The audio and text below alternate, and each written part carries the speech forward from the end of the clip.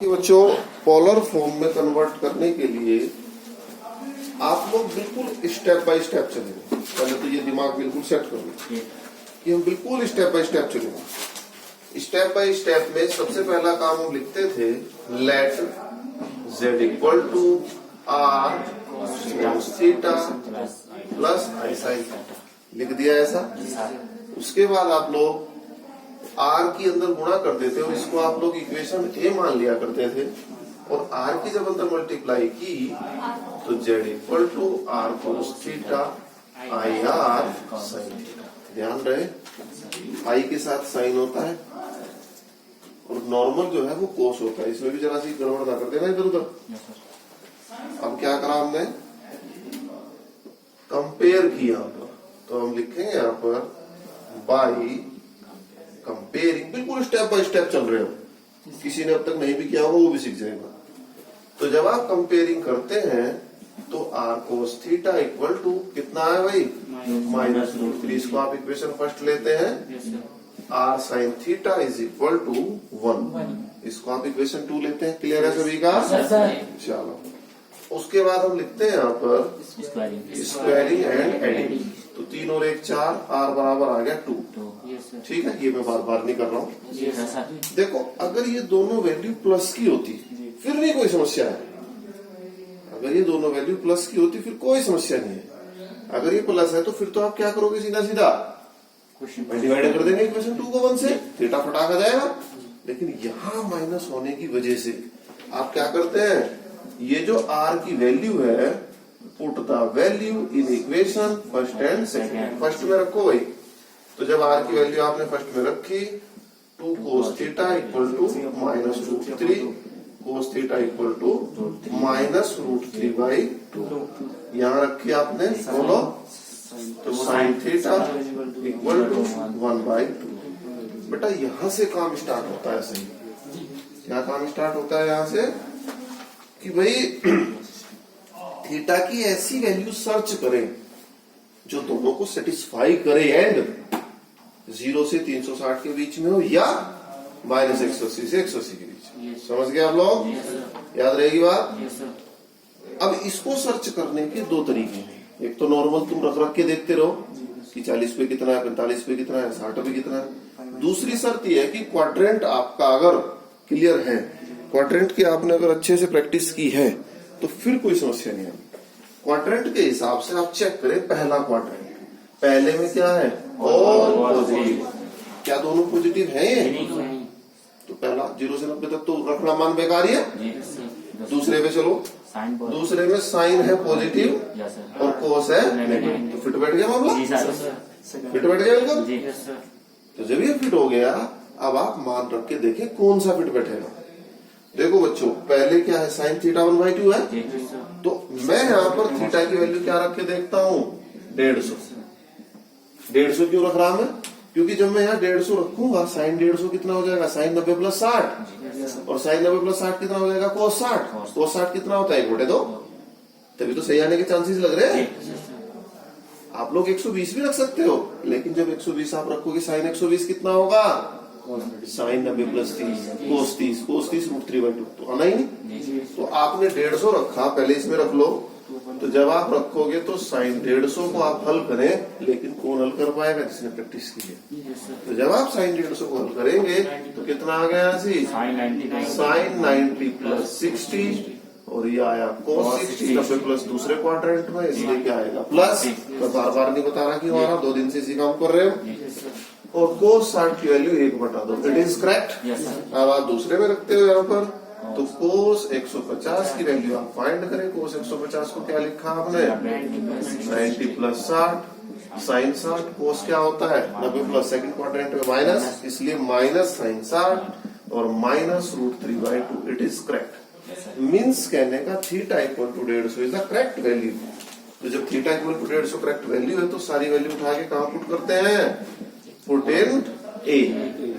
जब आप ए में पुट करते हैं तो था क्या है आपका, minus root 3 plus i is equal to r कितना है 2, और अंदर कितना आ गया, cos 150 plus i sine 150। It is the answer. तो बेटा ये भी क्या है आपकी कॉम्प्लेक्स नंबर। ये कॉम्प्लेक्स नंबर का कौन सा रूप है? Standard form. It is the standard form of complex number. ठीक है। और क्या कहते हैं इसको? a प्लस आई बी की फॉर्म और x प्लस आई वाई की form. It is the complex number. But ये कौन सी फॉर्म है कॉम्प्लेक्स नंबर की? Polar form. तो ये कैसी फॉर्म है आपकी? पोलर। ठीक है। दोनों फॉर्म के बारे में आपको बताया था। स्टैंडर्ड फॉर्म का आप रिप्रेजेंट कैसे करते हो? Argent plane. आर्जेंट प्लेन पे क्या कोऑर्डिनेट? -√3 और 1। तो -√3 1 कहाँ आएगा? सेकंड में भाई -√3 और 1। आप लोग 10वीं से करते आ रहे हैं। एक्स की वैल्यू क्या है? नेगेटिव, तो इधर पहुंच जाएंगे। वाई की पॉजिटिव है तो ऊपर रहेंगे, तो ये सेकंड में आ जाएगा -√3 और 1। तो ये पोलर फॉर्म को सॉरी स्टैंडर्ड फॉर्म को रिप्रेजेंट किया कहाँ पर? आर्जेंट प्लेन पर। बेटा कब सीखोगे सब चीज? अगर आपने अच्छे से पढ़ा। It is the polar form.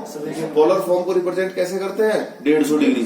तो 150 डिग्री नापो, यहाँ से 150 यहाँ बैठेगा लगभग। तो यहाँ आप क्या खींचेंगे? Line. It is a point P और यहाँ से यहाँ तक की डिस्टेंस क्या होगी? R। ये कितना होगा? 150 डिग्री। ठीक है। हालांकि इसको बताने की जरूरत नहीं थी, लेकिन मैंने फिर भी तुम्हें बता दिया कि रियलिटी है क्या। ओके। आप लोग इसको नोट करें, फिर हम मिसलेनियस एक्सरसाइज को शुरू करते हैं जल्दी से। इस क्वेश्चन में ये कहता है कि आप इसको काय में कन्वर्ट कीजिए। पढ़ो भाई। सर एवेल्यूएट देता। इवेलुएट। ठीक है, इसको इवेलुएट कीजिए। ध्यान रहे, अगर कहीं इवेलुएट आता है लिखा हुआ तो a प्लस आई बी में कन्वर्ट करना ही इवेलुएट होता है। ओके। मतलब स्टैंडर्ड फॉर्म में जाना ही इवेल्युएशन होता है। तो इसको यानी हमें कहाँ लेके जाना? Standard form. स्टैंडर्ड फॉर्म क्या होती है? Plus i B. तो धीरे धीरे कन्वर्ट करना शुरू करते हैं। एक बात तो गणित वाले बच्चे हमेशा याद रखें कि एक ही लाइन में गणित कभी नहीं होता। ठीक है, थोड़ा थोड़ा काम करते चलो एक लाइन में, ज्यादा बर्डन ना उठाए। तो देखिए हमने धीरे धीरे क्वेश्चन को बढ़ाना शुरू किया। एक तरीका ये है कि आप होल पावर का फॉर्मूला ब्रेक कर दें, लेकिन पहले ही नीचे इतनी बड़ी बड़ी पावर रखी तो क्यों ना इनको कैलकुलेट कर लो। आई की पावर 18। तो आपको पता है आई की पावर 1 से ज्यादा कहीं भी हो तो पहले उसी का इलाज करते हैं। तो 18 को मैं क्या लिखूंगा? 16 प्लस 2। समझ गए होंगे क्यों लिखा 16? क्योंकि 16 इज द मल्टीपल ऑफ 4। अब 1/1 की पावर 25 और आई की पावर 25, आई की पावर 24 और आई की पावर पूरे की पावर 3। तो समझ आ गया होगा। 4 6 24। अब बच्चों इसको आपने अलग अलग करना शुरू किया। गुणा में घाते जुड़ती हैं तो जुड़ी हुई अलग अलग भी हो जाएंगी। तो इसको मैं क्या लिखूंगा? आई की पावर 16 आई स्क्वायर। इसको क्या लिखा? इसको तो पहले ही अलग अलग कर दिया हमने।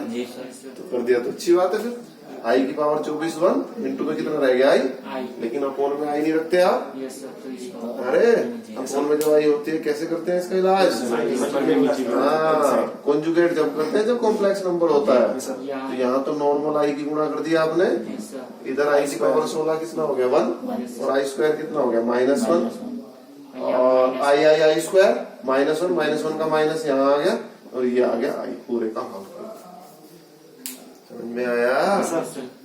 अब आप होल क्यूब का फॉर्मूला ब्रेक कर दें। अब होल क्यूब का फॉर्मूला ब्रेक करने में 2 शर्तें हैं।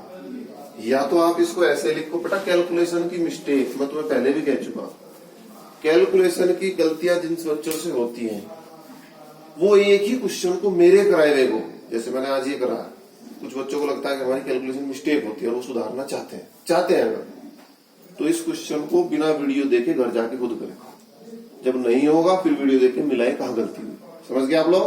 अगर कैलकुलेशन मिस्टेक सुधारना चाहते हैं तो बेटा इसके 2 तरीके हैं। या तो आप इसको ऐसे लिखें -1 अलग प्लस -i अलग और पूरे का होल क्यूब, और फॉर्मूला का ब्रेक करेंगे यहाँ पे a प्लस बी के होल क्यूब। एक तरीका। ठीक है। दूसरा तरीका कैलकुलेशन करने का कि आप इसमें से माइनस कॉमन लेंगे। तो जब आप -1 कॉमन लेंगे अंदर से, अंदर कितना बचेगा? 1 प्लस आई और पूरे का क्या है आपका? Whole cube. तो होल क्यूब जब होता है पूरे का तो दोनों का अलग अलग हो जाता है। नहीं होता? Yes, sir. ये कैलकुलेशन की बारीकियां हैं, इनमें गलती ना हो, मैं बार बार कहता हूँ ये चीज। तो इसको आप क्या लिखेंगे? -1 का होल क्यूब अलग और 1 प्लस आई का होल क्यूब अलग। -1 का क्यूब -1 आ जाता है फाइनली, Yes, sir. अंदर a प्लस बी का होल क्यूब। तो जब a प्लस बी का होल क्यूब में ब्रेक कर रहा हूँ, अंदर बाहर वाला माइनस है, तो माइनस को आप ब्रैकेट में लगाए और अंदर आप बड़ा ब्रैकेट लगाए, क्योंकि बाहर माइनस है ना। तो अंदर a प्लस बी का होल क्यूब क्या होता है? a cube plus b cube plus 3ab और a प्लस b। तो बाहर माइनस है ही, माइनस को एज इट इज रहने दो। 1 आई क्यूब की वैल्यू क्या होती है? -i। 3i के अंदर मल्टीप्लाई की तो 3i और प्लस 3i स्क्वायर। ठीक है, बाहर से माइनस को भी गुना नहीं करते, थोड़ा और काम हो जाने दो। माइनस बाहर है 1 -i और प्लस 3i कितना हो गया? प्लस 2i और i स्क्वायर -1 कितना हो गया? -3। माइनस बाहर है अंदर -3 प्लस 1 -2 प्लस 2i। बाहर के माइनस की गुणा हुई तो 2 - 2i। This is the. Yes, sir. बेटा कब सीखोगे ऐसा? अगर कैलकुलेशन।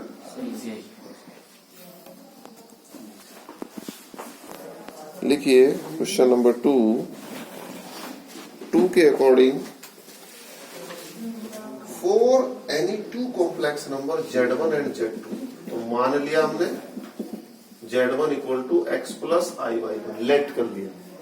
सुन लो, ये कहता है सेकंड क्वेश्चन में कि हमारे पास Z1 Z2 two any complex number. लोग मान लें इनको लेट करना। तो अगर मैं लेट करता हूँ Z1 इक्वल टू, कोई घबराने वाली बात नहीं है, सेम घबराने वाली मैटर है, x1 प्लस i/1। तो यहाँ मेरे को बताएं ReZ1 क्या है? यहाँ नहीं है। उसके बाद IMZ1 क्या है? And Z2 equal to x2 plus i/1। मैंने दो कॉम्प्लेक्स नंबर अपने से लेट कर लिए। ठीक है भाई मयंक? तो यहाँ ReZ2 कितना है? ReZ2 x1 और IMZ2 कितना है? समझ में आती है बात? प्रूव क्या करना है? किताब देखें सब अपनी अपनी। Real part of Z1 Z2। एक बात बताओ, मैंने यहाँ ReZ1 लिखा और तुमने फट बता दिया x1। कब? अगर यहाँ Z1 लिखा हुआ था और किस फॉर्म में था? a plus i/b standard form. यहाँ ReZ2 लिखा आपने x2। कब लिखा? यहाँ Z2 है complex.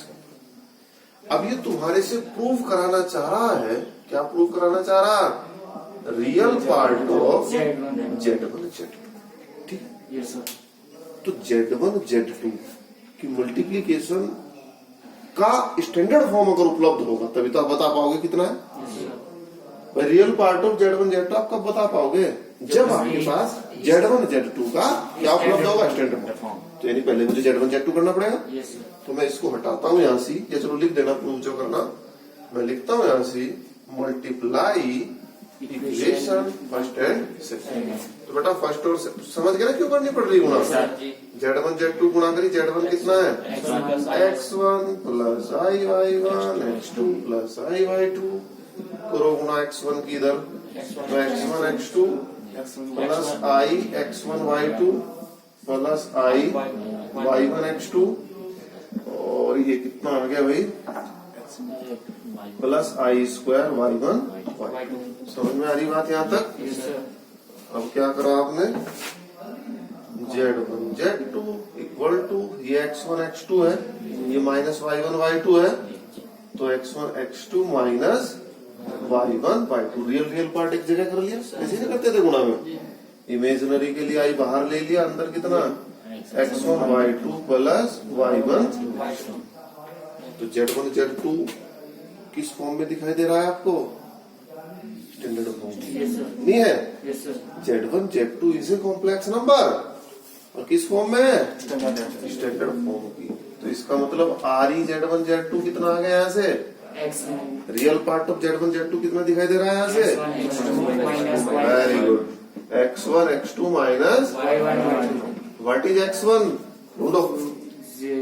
ReZ1। What is x2? RE Z. What is Y1? I am Y1. I am क्या प्रूव करना है? चेक करो, ये तो प्रूव करना था। देखो भाई, यहाँ आपके पास x माइनस आई वाई है और प्रूव में आप देख रहे हैं x square plus y square हो रहा। तो आप लोगों ने एक इनक्वालिटी पढ़ी थी। क्या पढ़ी थी इनक्वालिटी? कि अगर आप z की गुणा z बार में करते हो तो कितना आता है? Mod of z। याद है? It is z। तो z बार क्या होगा? x plus i y. अगर मैं मल्टीप्लाई कर दूं क्या आएगा? Mod of z। Mod of z कितना होता है? Root x square plus y square. नहीं होता? इसका मतलब क्या हुआ कि अगर मैं इसको इक्वेशन फर्स्ट ले लूं और क्या ले लूं? वी नो दैट, हम जानते हैं ऐसा हो सकता है। तो मैंने क्या करा भाई? Taking conjugate both. अरे एक कॉम्प्लेक्स नंबर दूसरे कॉम्प्लेक्स नंबर के इक्वल है, तो अगर इधर का मैं कॉन्जुगेट लूं तो इधर का कॉन्जुगेट लूं, बराबर नहीं होंगे? अरे भाई, दो कॉम्प्लेक्स नंबर आपस में बराबर, तो दोनों के कॉन्जुगेट भी तो बराबर होंगे। तो मैंने टेकिंग कॉन्जुगेट बोथ साइड लिया। कॉन्जुगेट कैसे बनता है? बोलो। जहां जहां आई है वहां क्या रख दो? माइनस आई। अरे भूल गए क्या? कॉन्जुगेट जेड बार आई के बदले माइनस आई तो रखते हैं। तो इधर का कॉन्जुगेट क्या होगा?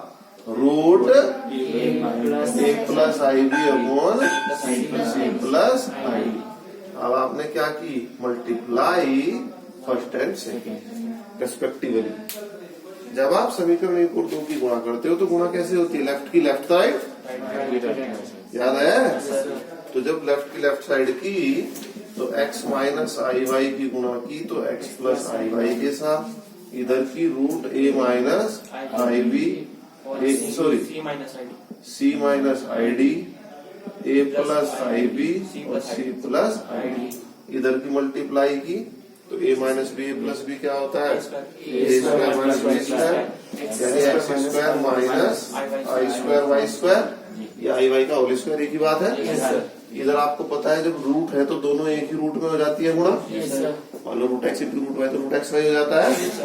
बेटा कैलकुलेशन मिस्टेक में फिर से कह रहा हूँ, किसी की कोई गड़बड़ ना हो, टेस्ट में बहुत बारीकी से चेक करूंगा मैं।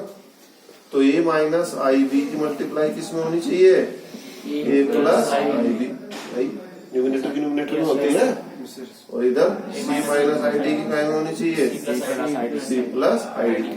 तो यहाँ जब हम मल्टीप्लाई करते हैं शुरू, तो बच्चों ये आ गया आपका x square plus y square. इधर कितना आ गया? Root a square plus b square c square plus b square. अब आप क्या करते हैं? Squaring both side. जब स्क्वायरिंग बोथ साइड करेंगे तो यही समझ में आ गया। तो आज के लिए इतना ही काम करते हैं।